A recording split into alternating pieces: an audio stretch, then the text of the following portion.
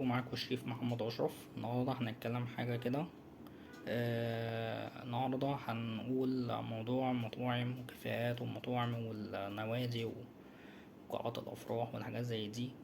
النهاردة هنتكلم في جزئيا، وهنتكلم برضو في الشركات، الوظائف بتاعت الشركات والحاجات زي دي، والمصانع والحاجات زي دي.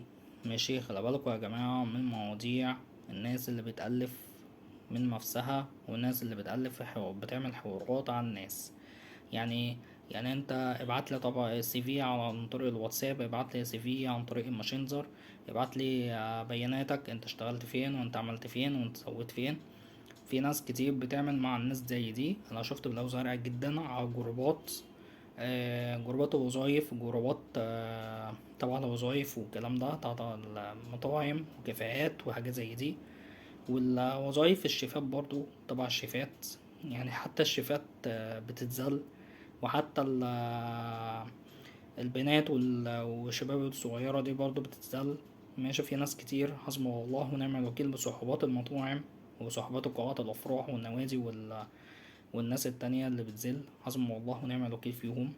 ماشي، خلي بالكوا يا جماعة، لا كل واحد ده بيقول له تعالى العب اعمل تيست، طب تعالى اعمل انترفيو والكلام ده. ماشي، وفي الاخر ايه يقول له لا شكرا في باي باي. ماشي، وفي ناس بتروح شيفات، ماشي، وتقول له ايه روح اعمل تيست والكلام ده والكلام ده، مش معجب بالشغل بتاعه. يجي يتفق معاه في شغل ولا اي حاجه يقول له لا شكرا مش عايز ايه شغل. ماشي، طب مش معجب بالشغل بتاعه، مش معجب بالتقطيع، مش معجب بيه في العمايل اللي على النار.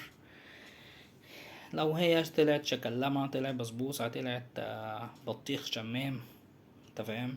اي حاجة زي دي طبعا الناس كتير ايه بتعمل صحبات نفسها، صحبات المصنع او صحبات مطاعم او كافيهات او حاجة زي دي. اي مناسبة اي مناسبات في المطاعم دي. ماشي، بيلخبطوا الدنيا وبيبوظوا الشغل الايه الشيفات. في ناس بتحب ايه تعمل ايه حركات. ماشي، في شيف بيستقصد مع شيف. ماشي، يخش بقى يعمل ملح ليمون على المادة بتاع القمر الدين ولا الملابن ولا جيلي ولا ده، بيحطوا له ملح ليمون عشان يبوظ له ايه الخلطة بتاعته.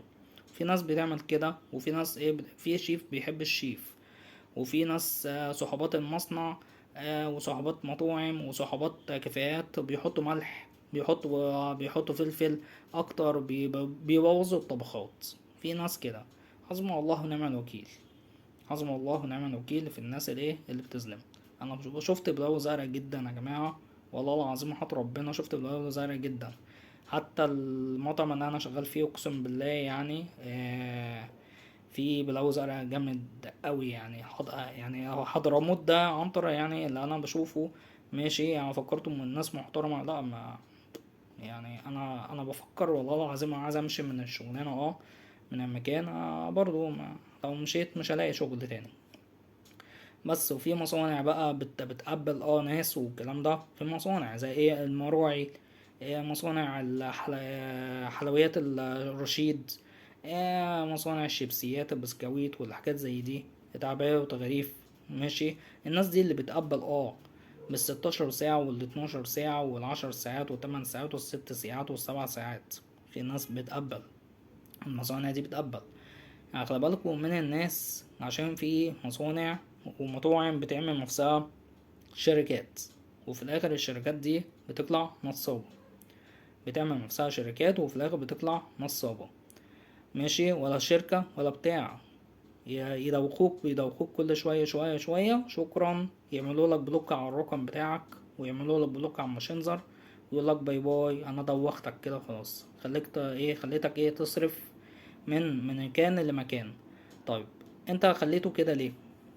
انت بوظت حياة الناس ليه؟ ماشي، خلي بالكم من المواضيع دي يا جماعة. ماشي، دي نصيحة مني. انا والله العظيم وحاسس سيدنا النبي، الحمد لله، انا بحمد ربنا انا شغال في مكان، الحمد لله شغال في المكان.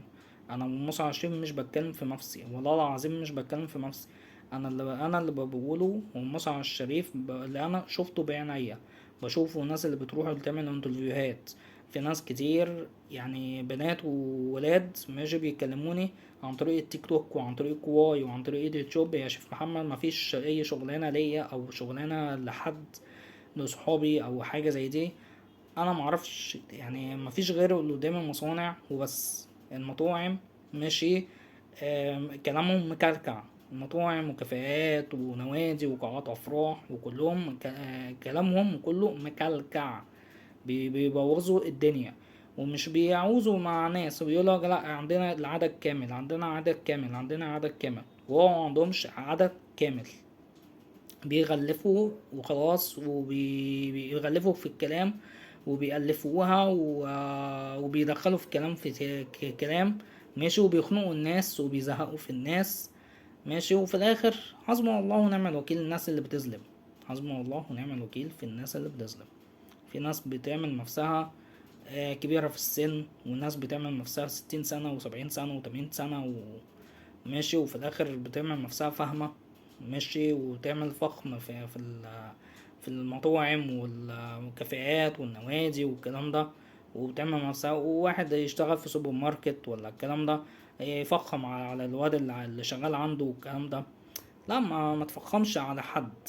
الناس صحابات المطاعم او صحابات النوادي او صحابات المحلات ماشي، ده الناس اللي بتيجي العمال اللي بتيجي اللي بتشتغل دول جايين يشتغلوا، جايين ياكلوا لقمة عيش، مش جايين انت تشخط فيهم وتهزق فيهم وتشتم فيهم وتعمل وتهينهم ماشي. هما مش جايين عشان هو يتهان، مش جاي عشان يتشتم، ده جاي عشان ياكل لقمة عيش، عشان ياكل لقمة عيش، مش جاي يتهان ماشي. عشان في ناس بتحب تهين ناس.